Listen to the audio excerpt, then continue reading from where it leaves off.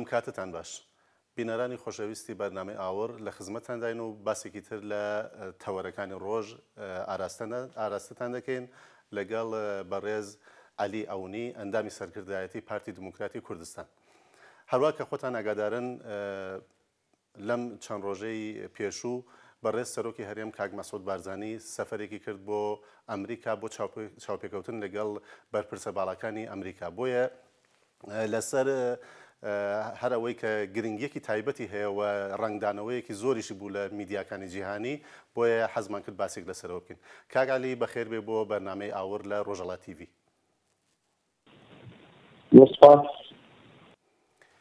کاک عەلی، هەروەک لە سەرەتایشەوە وتم ڕنگدانەوەیەکی زۆری بوو و دەنگ و باسی زۆری بە نسبەتی سەفەرەکانی تر هەبوو ئەم سەفەرەی کاک مەسعود بارزانی. ڕای ئەوە چییە؟ بۆچی ئەم دەنگدانەوەیە زۆرتر بوو بە نسبەتی سەفەرەکانی پێشوو؟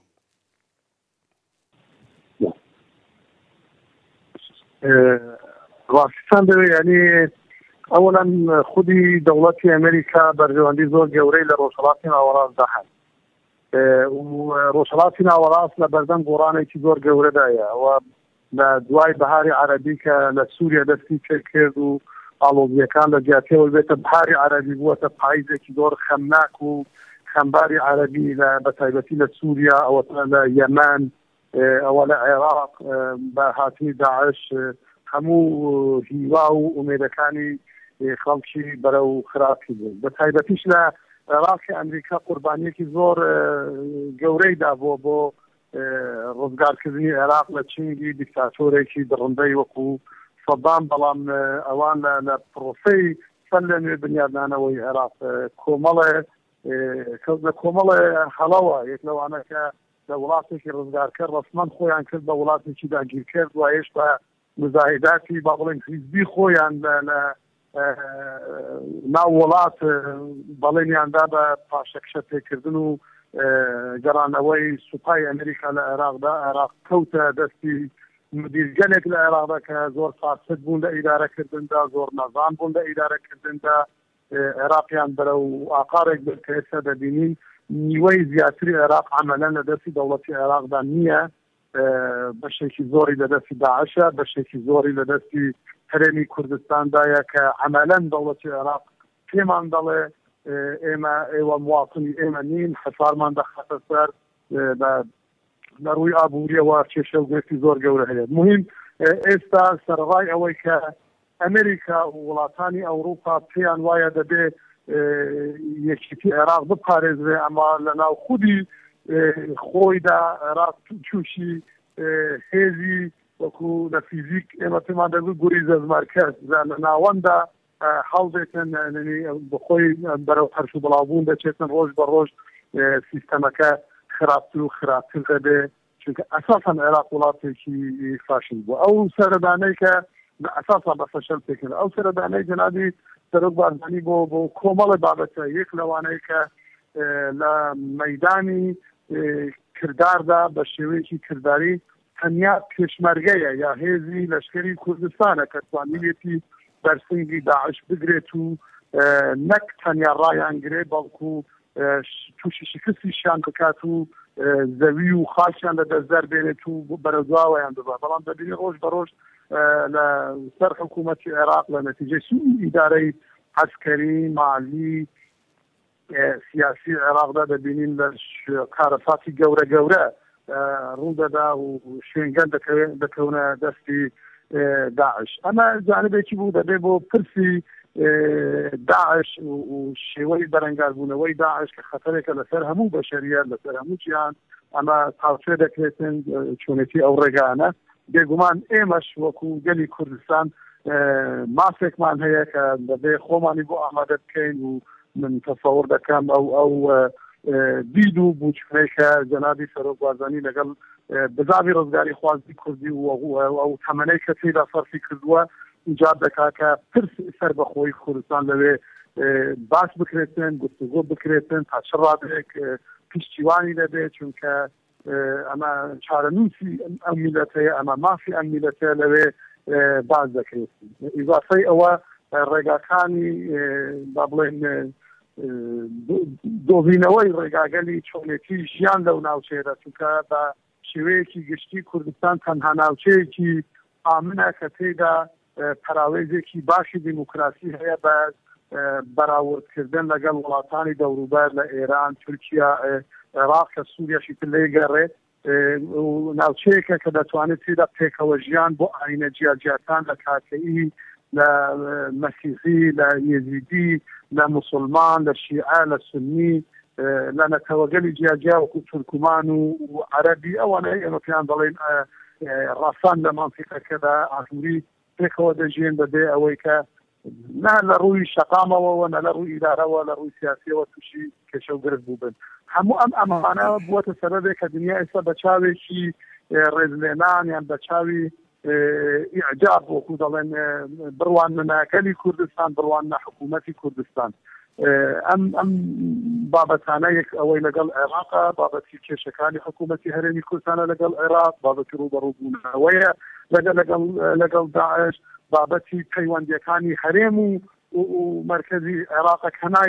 نایەوێ مرکزێ بە شێوەیەکی عەمەلی ئەم بابەتانە گفتوگۆ دەکرێن لەوێ هەم پێکهاتەی ئەو کەسانەی کە لەگەڵ سەرۆکی هەرێمن لە هەموو لایەنەکانن و بە جۆرێ لە بەڵێ وە هەم لە ڕاگەیاندنەکانی هەرێمی کوردستانیشدا باس لەوە کراکە ئەبێ هەموو لایەنەکان پشتگیری لەم سەفەرەی سەرۆکی هەرێم بکەن و ئەبێ بە تەواوی پاڵپشتی بکەن و پشتگیری لێ بکەن بۆ ئەوەی کە بە زووترین کات و بە گشتی بە داخوازیەکانی سەرۆکی هەرێم و گەلی کوردستان بگەن. ئایا لە ڕاستیدا لە پێش ئەم سەفەرە دانیشتن بووە ئایا بڕیار دراوە لەسەرەوەی کە کۆدەنگیەک هەبێەوە کێشەکان ئەگەریش جزئی بێ بنرێتە لاوە؟ ئەوەی ڕاستی بێت سەرۆکی هەرێم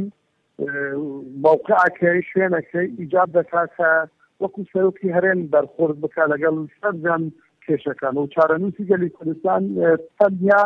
بەند نییە بە پارتی دیموکراتی کوردستان یان بە یەکێتی نیشتیمانیان بەلایەنێکی دیاریکراوەوە سەرۆکی هەرێم بە صفەتی ئەوەی کە سەرۆکی ئەو میلەتەیە و هەڵبژێردراوە لە شوێنێکە لە جایگاهێکە کە دەبێت ئیدارەی کوردستان بکە بۆیش متصور دەکەم بۆ ویسەیتی ئەگەر ئێمە پارت و لایەنە سیاسەکان لەسەر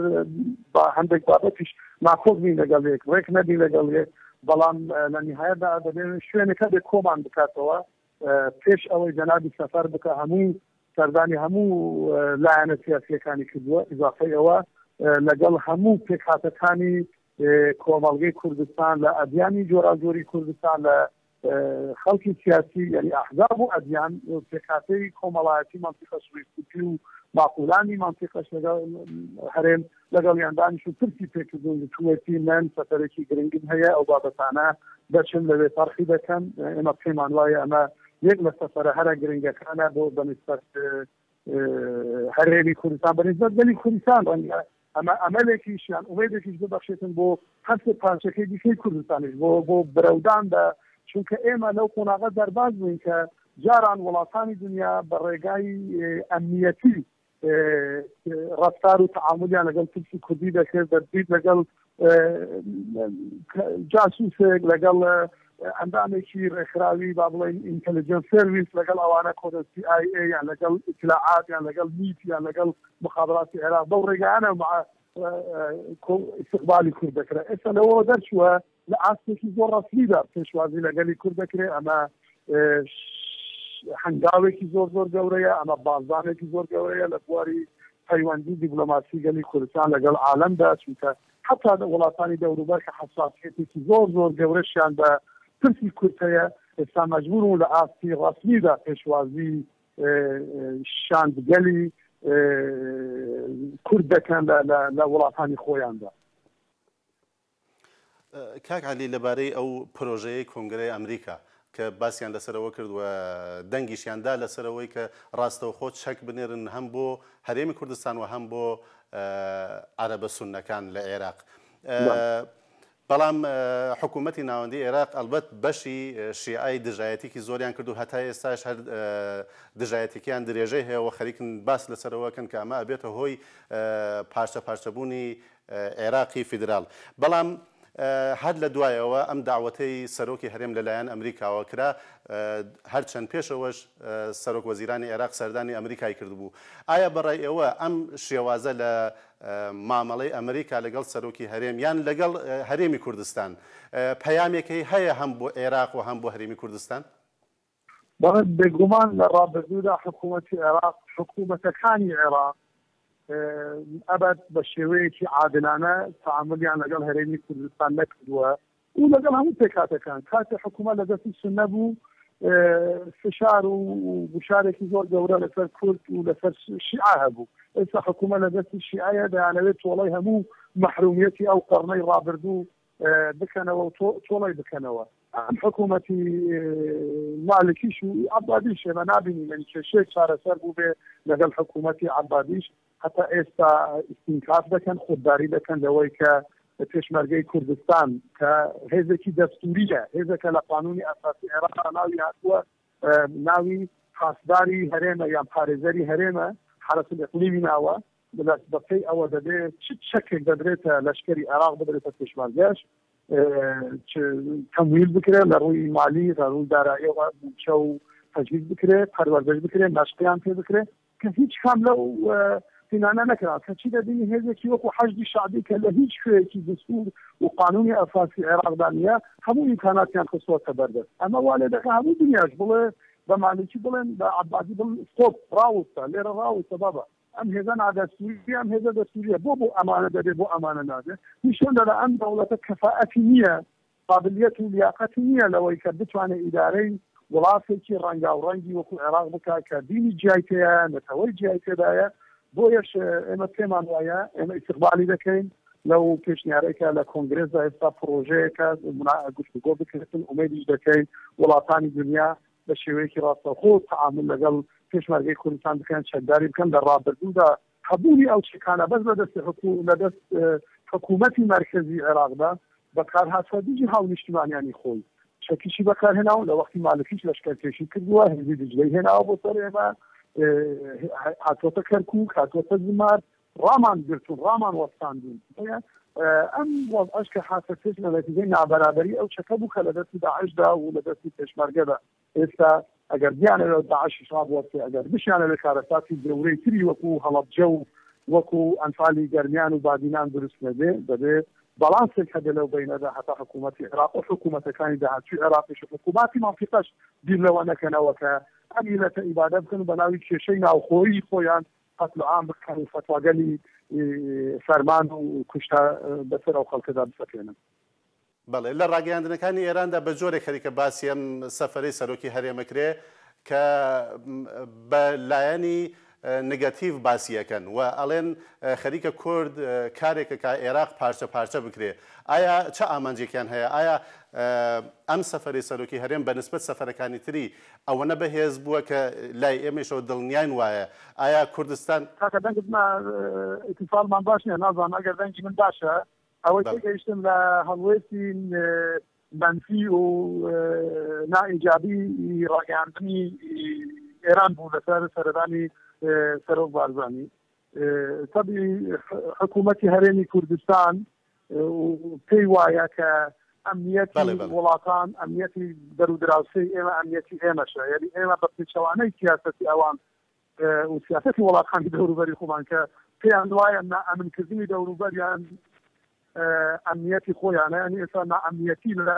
یەمەن هەبێ ینی ئەمنیەت ئێران دروست دەبێت نائەمنیەتی لە ئەفغانستان دەبێ ئەمنیەت لە پاکستان دروست دەبێت بە پێچەوانەی ئەوانە دکتۆرێنی ئەمنیەتی کوردستان ئەوەیە کە ئەمنی جیرانن ئاسایشی جیرانم ئاسایشی منیش ئێمە بە دوای ماجراجوویدا ناگەڕێین بۆ ئەوەی نائەمنکردنی مانتیقەکەدا بە پێچەوانەوە ئێمە قوربانی سیاساتی غەڵەتی ئەم چوار کوردستانیان داگیرکە ئەوە بووینە ئینتیزاریش ناکەین ینی ئێران خۆی کێشەی گەلی کوردستانی هەیە لەوێ کێشەی جوگرافیای کوردستانی هەیە لەوێ کێشەی مافینەتەوەی کوردستانی ئینتیزار ناکەین بە شێوەیەکی پۆزیتیڤ لە پرسی ئێمە بڕوانێ لەگەڵ ئەوەشدا ئێمە احترامی بەرجەوەندی ئێران دەگرین ئێمە دەرکی پێ دەکەین دەزانین پێیان خۆش نییە چونکە لەو بڕوایەدان هەر جۆرە پێشکەوتنێک لە باشووری کوردستان لە بزانی ڕزگاری خوازی کوردستان لەم پارچەیە تأثیرێک و کاریگەریەکی ڕاست خۆی دەبێت لەسەر ڕەوشی کورد لە ڕۆژهەڵاتی کوردستان ئەوانش مەجبورن نیمچە هەنگاوی هەڵبگرن هەر بۆ وەکو بڵێن بۆ هێنانی قافیەش بێ بڵێن بابا ئێمەش جۆرە کرانەوەیەکمان هەیە ئەوان ناچارن بۆ ئەوان پێیان خۆش نییە انفتاحێک لە دۆزی کورد لەوێدا بوو بێ کە پێیان خۆش نەبێ دەبێت پێش ئێرە بگیرن ئەمە ڕاگەیاندنی ئێران ئێنی کاسی اقتدای ڕەسمی یان دەنگی ڕەسمی حکوومەتی ئێران ئەوە واضحە. بەڵێ زۆر سپاس کاک عەلی بۆ بەشداریتان لەم بەرنامەیە. زۆر سپاس سەرکەوتوو بن. سپاس لێەوە. بینەرانی خۆشەویست ئەم بەرنامەیەش پێشکەشیەوەی بەڕێز کرا بە هیوای ئەوەی کە بەرنمەیەکی چڕوپەرتر لە داهاتوویەکی نزیکتا پێشکەشی ئەوەی ئازیز بکەین لە یەکشەمەی داهاتوودا دێنە خزمەتتان و هەتا ئەو بەرنمەیە ماڵاوە.